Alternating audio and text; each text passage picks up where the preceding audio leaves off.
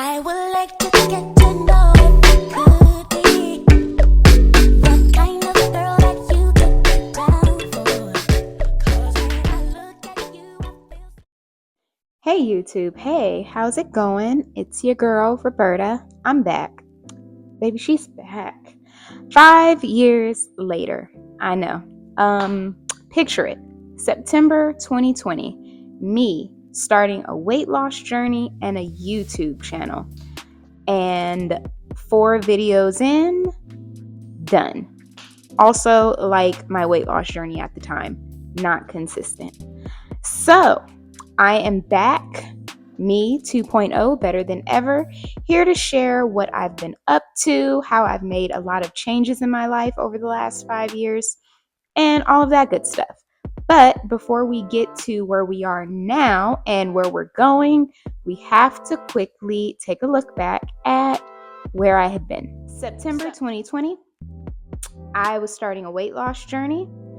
We all were in the thick of COVID. I was about 206 pounds at the time.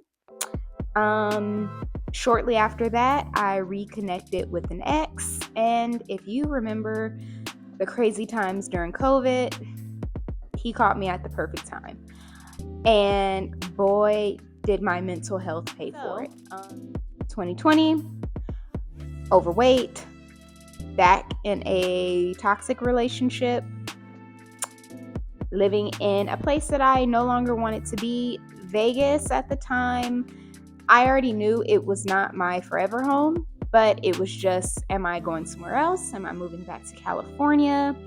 A lot of people that I was friends with there, they relocated. And if you know anything about Vegas, they call it a commuter city.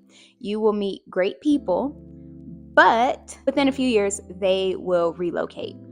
So there was that. There was, friends got into, serious relationships. So of course they weren't around as much, which that's to be expected. And also we still were in COVID. So yeah, the life of going back to, out and about, hanging out with friends, socializing, having people at your house, you going to people's houses, it looked a lot different. Pre-COVID versus post-COVID. So I was honestly struggling with a lot of isolation and loneliness. And even though I was commuting to LA a lot, it still left me feeling mentally and emotionally drained. And then in my house where I lived, it didn't feel like home. I was poorly underpaid at my job, barely making enough to pay the bills, severely underpaid, very overweight, not being good to myself. So I was safe to say at that time, it was pretty much my rock bottom. But the good thing about rock bottom is that you never stay there, and the only place to go from rock bottom is up. So that is where the story starts to take a change. I get a call from my brother basically asking if I wanted to come and move in with him. I was like, wow, okay, back to California, which is not a bad idea because in my mind, I was like, well, I'm either going to relocate back to California or I'm going to give another city a try. I was at the time thinking about Austin, Texas, Chicago, but obviously I just was not consistent on actually making the move. So when the idea of moving back presented itself to me, I was like, you know what? I am going to hate giving up my own space. In Vegas, I had my own 2-bedroom, 2-bathroom. I lived alone. I loved it, but I knew something had to change. So I made the move. And with just 1 week's notice, I packed up a 2-bedroom apartment, gave most of my stuff away because there was no room for it, and I came back to California. And that is where things slowly but surely started to change for the better for me. So before I really go into things, I just want to give the heads up. It wasn't like, oh, I'm moving back, and then a month later I was in the gym. I was, letting go of toxic relationships. My mental state was just perfect. It was not immediate. There were still steps. There were still lessons I had to learn. Mind you, at the time, I was in therapy for 2 years prior to moving to LA. I couldn't keep her as a therapist because she wasn't licensed in California. So that was an abrupt stop. I ended up with a job at a major health insurance company, making a good 30% more than I was making. So that was a major adjustment. And then just the realization of like, I don't have the weight of how am I going to pay all of these bills? How am I going to pay this? How am I going to do this? Not having that weight on my shoulders, it alleviated a lot of stress. That brings me to my weight. I ended up, as of late spring 2024, I ended up weighing in at 222 pounds, the absolute heaviest I'd ever been. And then things with my ex at that time took a crazy downward spiral, and I was just like, something in my life has to change. And that is where the glow up officially starts. These are the condensed and important 10 things that I did to level up, change my life around, get some things in order, and yeah, pretty much just change the trajectory that I was on. As of today, I am now 72 pounds lighter. Yes, 72 whole pounds. I've pretty much had to get a whole new wardrobe. I am feeling better about myself, and I've let go of toxic relationships. I have had to really work on my self-esteem and my confidence, my boundaries, and I've just had to focus on being a better version of myself. The job that I received when I moved out here, I've actually ended up with a better job offer since then, making an additional 11, 12,000 more. So career has also seen an improvement. So life has just been very good. I want to give one disclaimer. On the subject of my weight loss journey, my body issues, how I felt, the views that I will express are not indicative of what every other plus size woman or man feels about themselves. This is specifically my journey, my experience, and my thoughts, and I do not want anyone to feel as if I am projecting what I think all bigger women or men feel. This is simply Roberta. That's it. So let's get into it. So first things first, the first step that I took was, this might be a little cliche, no one was going to come and save me. No one was going to come in and do the heavy lifting and say, oh, Roberta, you need to do X, Y, and Z. You know what? I'm going to come in and do it for you. Doesn't work like that. It didn't work like that. I'm not going to be able to have a relationship that's going to come in and all of a sudden just make you feel like the most amazing woman in the world. That's not how that's going to work, essentially. Number 2, I'm going to say, and if you see me looking down, it's because I'm looking at my notes. So, hey. Prioritize what you want to work on first, and know that you can't really focus on everything. When I was starting my journey, let's say we're just going to take it spring 2023, I had several different things that I wanted to focus on at once, but it was literally impossible. So I kind of had to say, okay, what's the first 2 to 3 things that I could focus on first? What's not necessarily the easiest? Yeah, what's the easiest? And also, what do I have the mental capacity for? I have noticed with myself that when I have tried to take on a whole bunch of tasks to try to, reinvent,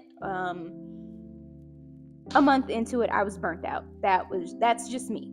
Don't try to feel like in a year, if you're saying, I want a job that pays me $30,000 more, I want to be able to buy a house, I want a relationship, I want to lose 40 pounds, I want to travel to, 7 different places this year, 4 of them being out of the country. I want to start, I want to go back to school, start a program. If you cannot get all of that done in a year, that's fine. Maybe all you have the capacity to do is research a degree program that works for you, and you're going to start it in 6 months or a year. Number 3, and this one is really personal to me. It's okay to take a step back when it's going to propel you 3 or 4 steps forward. And the perfect example of that for me was the decision to give up my own place and move in with my brother. First off, the economy sucks right now. So sadly, even a lot of people, if you live in certain cities, certain states, even if you're making really good money, that was great money 5-7 years ago, that same salary is not as great. It will not get you as far today. That's just a fact. Me giving up my apartment, I won't lie, felt like, oh, I'm giving up. I'm a failure. I'm in my 30s and I need to move in with a family member to figure my life out. Now, if I would have just been prideful and been like, no, I got this. I'm going to figure this out. Like, I'm a strong woman, I'm independent, or, whatever. I don't know where my life would be. I don't. But it probably would have gotten a lot worse before it got better. I've been able to find a job that pays more. I'm taking better care of myself. Health and fitness is a bigger priority. I'm actually going out and meeting new people, trying new stuff. I'm more confident in myself. And me seemingly taking a step back, even though I no longer have my own place or, live alone, which I love and hope to get back to one day, I've been able to do so much. I've been able to accomplish so much. Even my daily stresses. Not say I don't get stressed out, but I handle it much better because I don't already feel like I have the weight of the world on my shoulders. So when I am faced with something, it's that much easier for me to be like, okay, let me figure this out. I got it. Obviously, I wouldn't advocate for anyone moving into a, situation that will, greatly affect your mental health in a negative way. I wouldn't want anyone to move somewhere where they are unsafe or not welcoming. But if you have parents or family that's like, hey, the door is open, but you're like, man, I'm not going to be able to have friends over as much as I do, or man, they're going to be in my business, they're going to suck it up, let that go, get out of your head, and take that favor. If you have to make a list, because I am a list queen, if you have to make a list of like, okay, here's all the things that I'm going to work on, accomplish, and do while I'm there, do that. So that way it keeps you on track. So that way you're like, okay, I was only supposed to be here for 2 years. It's now 18 months. I haven't saved anything. I haven't paid off a debt. I don't have a better job. I didn't, start school. Like, I've just been kind of taking the extra money that I've been saving and I've been blowing it. You don't want to do that. So definitely make a plan. Even if you have a friend that's like, hey, what if we moved in and, I don't think I can do friend roommates anymore. But if you can have an honest conversation with your friend and say, hey, this is what I expect out of a roommate, and they can be honest with you, and you can stay on it and say, okay, this is our timeline. 2 years, maybe 3 years. We live together, we do this, you pay this, I pay that, blah, blah, blah. And we can somehow help each other out financially. And by the time this living together process is over, we are both in better spaces and we've both been able to accomplish so much. I definitely think it's worth a conversation.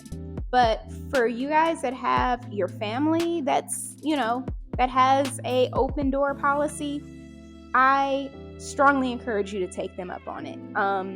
I actually met an acquaintance a few months ago, and she just moved back home to Chicago from out here in LA, and she hated the idea of going. And so I told her, but I'm like, maybe I'll reach out to her again just to be like, hey, this isn't permanent if you don't want it to be. When you get to where you have to go, you can say, I'm staying in Chicago, I'm coming back to LA, I'm going wherever else. Like, moving back home is not the end of the book. It's the end of a chapter, but there's always another chapter. That's the good thing. Number 4, and this is also something I've struggled with. Move in silence, speak when necessary. I am an oversharer.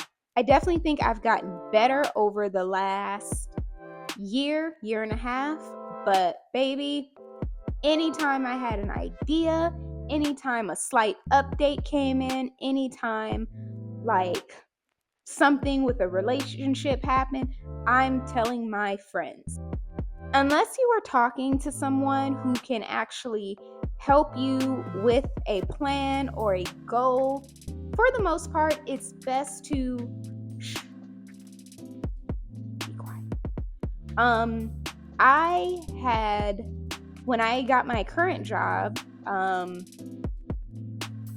last spring, I actually, when I applied, I kept seeing it, and I was like, well, maybe I should apply. And they called me a few weeks later. We did the interview, and I'm like, I don't know, but the most money I've ever made. So I was like, I have to have this job. I didn't tell a soul. I didn't tell them that I had the interview. I didn't tell them this was the job I'm looking for. I said nothing. Even while they kept me waiting for a month, I said nothing. And then once they called me with the offer, then I talked to my brother because he helped me negotiate my salary. But the point is, before that, I had like 2 other job interviews. I wanted them, but didn't get them. You know what I did? I told multiple people about my interviews. And I don't think they were necessarily giving the like evil eye or putting negative energy towards what I wanted. But it is important for a lot of stuff. Keep your mouth closed until things are finalized. And both of those jobs that I just told everybody I wanted, I was so excited for, guess what? Thank you. We went with someone else. The one time I kept my mouth shut and this job paid more than both of the other ones, you got it. So that to me was my really big aha of like, shh. So now I have a bunch of things that I'm working on and doing. I don't talk about it until it's done or unless I need to talk to you about it. I'm just learning to shut up. Even in my relationships, I'm learning like, you know what? Nobody needs to know that. Because even your friends, even the people that you confide in and love, everybody doesn't need to know everything. Number 5, in your level up journey, you should be prepared to be honest with yourself about where you are and why you're there. It is so easy sometimes to say, I'm here because you did this or you did that or you treated me this way. And I won't lie, the effects of others has an effect on you. So it can affect how you move, how you see yourself. But there comes a point where you have to be able to have that sense of accountability and self-awareness with yourself. I've had to look myself in the mirror and have the hard conversations with myself and say, you know what? That person is wrong. I'm not going to dispute that. However, I'm playing a role by staying. I'm playing a role by allowing this to be okay. I'm playing a role by not speaking up for myself, not defending myself, not taking action. My career, in which, was moving very slowly, very underpaid, I was doing a disservice to myself because I wasn't taking my career as serious as my peers. I was just kind of like, okay, I need a job that pays the bills. I wasn't really moving with intention. And therefore, I was ending up in roles where I was not really respected. I was not paid what I should have been paid. And there was a little bit of responsibility that I needed to take for myself and said, hey, I need to start moving differently. I need to take my career seriously. Then there will be changes. I need to get clear on what the vision is and what is it that I want. Same with relationships. I had to say, okay, this person is not treating me great. They're also letting me know that they don't want the type of relationship that I want. They're not ready to commit. But I'm sitting here and it's like, I'm like, well, maybe if I show how great I am, maybe if I'm this or that, or I compromise and bend my boundaries, they'll see how great I am and they'll want to be with me. No. All you're doing is telling them, one, I hate to say it, but you're telling them just how little respect you have for yourself, because they're letting you know, hey, I'm not going to give you what you want. I'm not going to treat you the way you're asking to be treated, but you're still here. They don't even have an incentive to even change, because why? Same with friends, same with, even your weight loss journey. You're like, I barely even eat bad. I don't, I don't really eat out that much and blah, blah, blah. And then you kind of look at, your Uber Eats history and it's like, oh, okay, in the past month, I've ordered fast food 15 times, Or, oh, I look at my bank statement and I've been out to restaurants at least 8 or 9 times this month. It's things like that. Oh, no, I'm active. But according to your phone or your Apple Watch, you barely get in 2,000 steps a day. You haven't been to your gym in a couple of months. And the last time you were even remotely consistent, you were only going maybe once a week.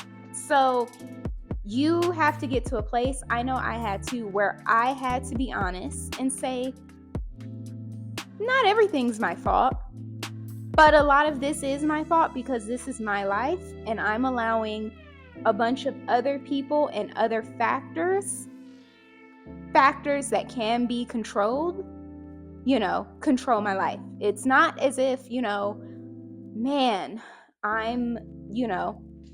I'm struggling with, work and things like that because, I was diagnosed with an illness, so it kept me out of work and I have hospital bills. Or, for me, like, I don't have kids, so I can't say like, well, I had a kid, so I have to do this and that, and it takes more money. I don't have those excuses. Or I'm not even gonna say excuses. I don't have those reasons. So I had to get very real about what part of me was holding me back. And the longer you sit there and you say, well, it's his fault, it's her fault, it's their fault, you're not going to get anywhere. You're going to keep hitting the same brick wall at different parts of your journey. So that actually should be pretty high up there with, figuring out your goals and what is it that you want to change. Having that conversation with yourself about, okay, where am I lacking? Where have I been slipping? What is it that I need to actively do better for myself? Where is it that I need to tighten up? Number 6, be open to new people and new things. You do not have to, how do I say this? Every person that you meet in your life does not have to be your best friend. You don't have to tell them everything. You don't have to even spend every single day with them, immediately invite them into your home. But it is very important, especially as you get older, to be good with meeting new people, making acquaintances. And even if these are acquaintances that you only see once or twice a month, great. Even if the relationship for the most part is surface level, that's fine. I think we do a disservice to ourselves, either closing off the idea of meeting new people because, like, I've been burned by friends, I don't want new friends, or every person you meet is immediately my friend. Like, no, they don't have to be your friend, and you don't have to be closed off from the world. Open yourself up to trying new things, and if you don't have a friend that'll go with you, get comfortable going by yourself. When I tell you, me starting to just go certain places by myself and not caring, I will go to lunch or dinner. I will go to the spa. I will have solo dates all the time. And it's usually because it's like, well, no one's free at this time. No one wants to do it. And who wants to spend their life not doing the things they want to do because someone else isn't available? That's horrible. When you get comfortable being by yourself, you will start having more fun with yourself. And when you start having more fun with yourself, you will be more protective of who you let in your space, because you now know I can be by myself and have a ball. Why am I going to invite you into my space and you're going to mess up the energy? So over time, you will get to that point. And I just think it's something that should be embraced. And go. Last year, there's actually a clinic going on next week that I'm going to go. I had joined a tennis club, and it was just like, hey, come out. It's all women. And we play tennis for 2 hours, have, cocktails, get to know each other. And it was so fun. There was the same type of club that popped up for golf. Never played golf, but always wanted to. Had a ball. Do things. Don't be afraid to put yourself out there to meet new people. Last year I went to like a brunch where it was like for women to get to know each other. I went by myself. I had met a girl there. We didn't end up talking pretty much for about a year because last summer is when I locked in on my health and fitness journey. So I didn't really go out, but like earlier this year we reconnected, and we have been to rooftops, we've been to brunch, we've been to day parties. We've had so much fun together. She is like my going out friend. She's the friend that you can just call, be like, hey, do you want to go to this? And they're like, yep. It's amazing. And we've shared stuff about ourselves, like our relationships and things like that, but it hasn't went like extremely, extremely deep.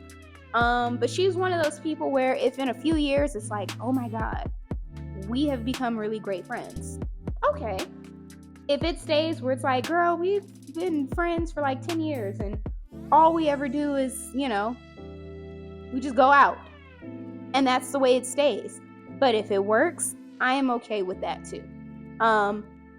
So I say that to say, don't feel like every time you meet somebody has to be an immediate best friend.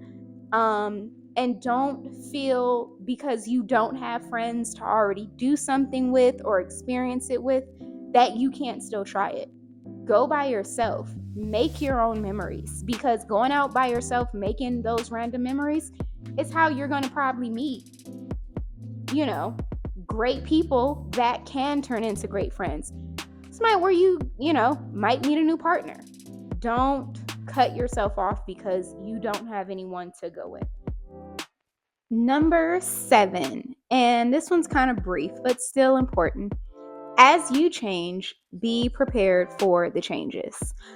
As you start to make changes in your life, even if it's in one area, you will start seeing changes in yourself in other areas. I'm not gonna lie, as I started losing weight, I really started feeling better about myself. I started feeling like, okay, I can be more assertive. I can take action into my own life. I can, whatever, if I really truly put my mind to it, it's probably going to take me a few fails. It's going to be a process, but I can do it. And so that just, me losing weight not only started changing how I saw, my body, it just started to change how I felt about myself, my mindset, how I felt about others, how I saw how others viewed me. It made me change a lot. It made me change certain habits about myself. One of these habits I'm actually going to go into. It kind of ties into number 9, but you know what? Well, number 8, but I'll just intertwine it all right here. It started changing even how I handled stress, how I channeled my emotions. I was no longer, okay, let me go binge eat. I was like, okay, you know what? Let me go to the gym. Let me go for a walk. Let me get somewhere quiet and really figure out what it is that's bothering me. I'm pissed off. Okay, no, let's go a little deeper. Are you mad? Are you sad? Are you disappointed? And once I was able to just kind of better channel that energy and really, kind of mentally stabilize myself in stressful situations instead of like either lashing out or just kind of recoiling and shutting down, I was able to kind of be like, okay, where is this feeling coming from? What's happening? How is this making me feel? What can I do?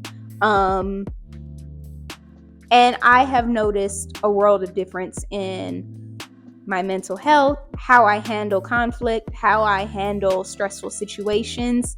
And so me just changing, I guess, essentially the way my body looked has also changed the way I handle, my emotional and mental well-being as well.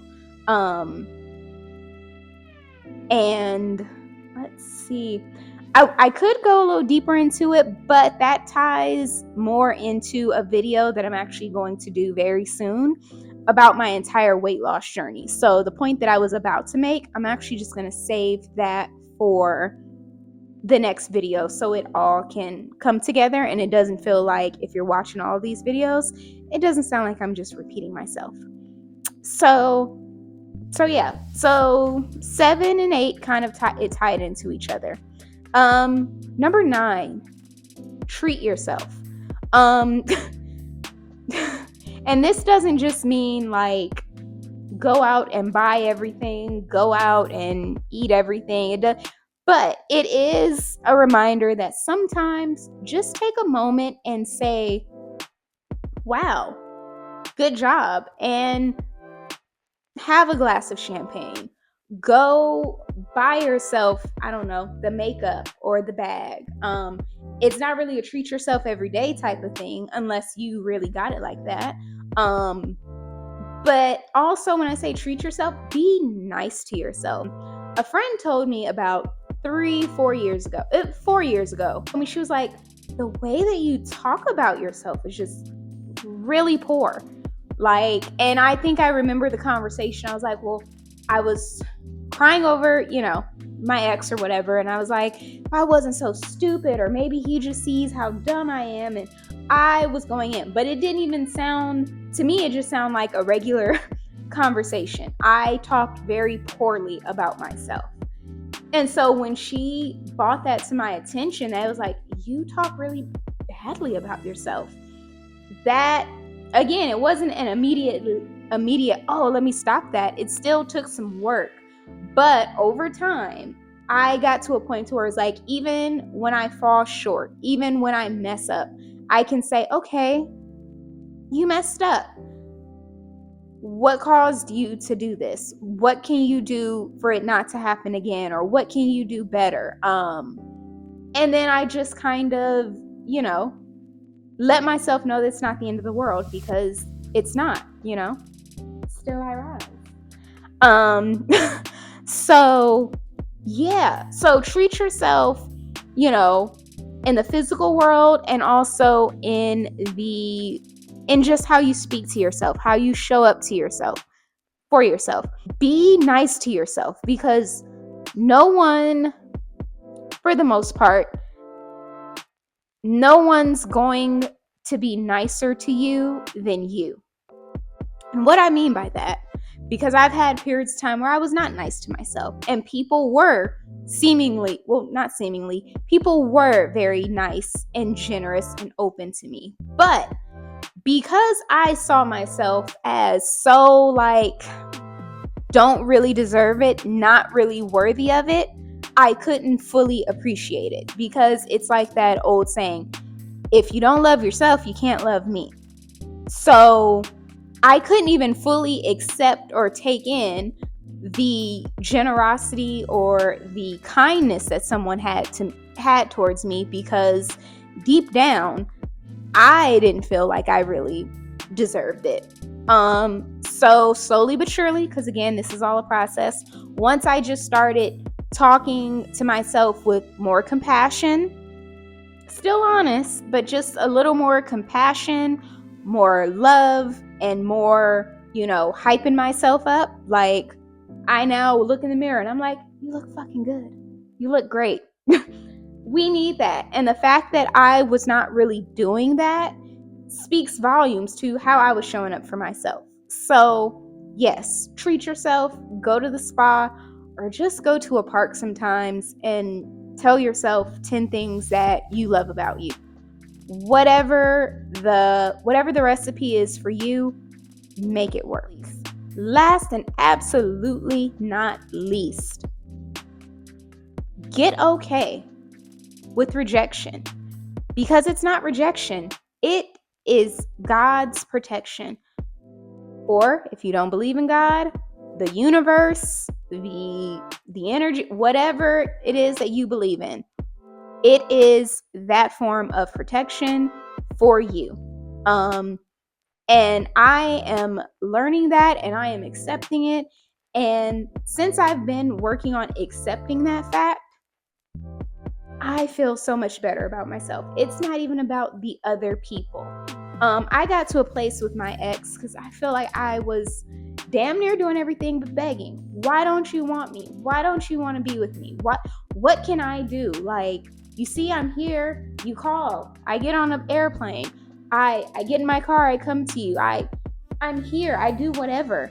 And it still is not enough. And I had to realize at a point, somewhere over the last year, it clicked and then it stuck. So it was like, you know what? You want what you want. You don't want what you don't want. And I'm okay with that. And also, I do desire to be married. I am a lover girl. The relationship that I want, whoever that ends up with being, I'm not going to have to beg them for multiple years to see the value in me. I'm genuinely a good person. I bring a lot of great traits to a relationship or to anybody that I know. That's my opinion. So whoever I'm meant to be with, God is not going to make me have to beg them to see me and appreciate me and want me. That's not going to happen. I've just kind of realized, like, man, had I would have looked at relationships like, you know what? I'm not the magazine that you'd like to read. I'm not the car you want to drive. Had I would have been looking at relationships like that 15 years ago, I might actually have my husband right now, because I would have been able to recognize, accept, feel my feelings, and move the hell on. I could have been doing that. But of course, you live and you learn. None of us get an instruction manual when we start this thing called life. But yeah, it's very important that you accept the rejection. especially when it's from other people, a friendship, a relationship, even a familial relationship. When people are rejecting you, be okay with it. There is something in them that is not going to accept something in you. And as long as you are in any type of relationship where you are, in a sense, working for validation, working to be accepted, working to be loved, it's never going to work out for you. You know, for them it might, because for them it's a nice little ego boost of like, man, this person is really here, like thinking that they're closer to getting what they want, and little do they know, no, actually, the more they do it, the more I'm repelled by them. They're not going to tell you that, but that's what it is. Listen, pay attention to God's protection, and move accordingly. And yeah, and once I got okay with acceptance of like, everyone's not going to like you, everyone's not going to want to be with you, things have just shifted for me in a great way. So this video has been long enough. I promise I will not do another 3 to 4 videos and then disappear. I'm in it for the long haul this time. So thank you so much for tuning in. I hope you liked it. Again, I have other videos coming very soon detailing my weight loss journey, a little self-love changes I'm making, some grocery vlogs, what I eat in a day, and some other really interesting topics: beauty, health, wellness, fitness, social life, life out here as an LA girly. It's all coming. So stay tuned. Thanks again for tuning in. Mwah. Bye.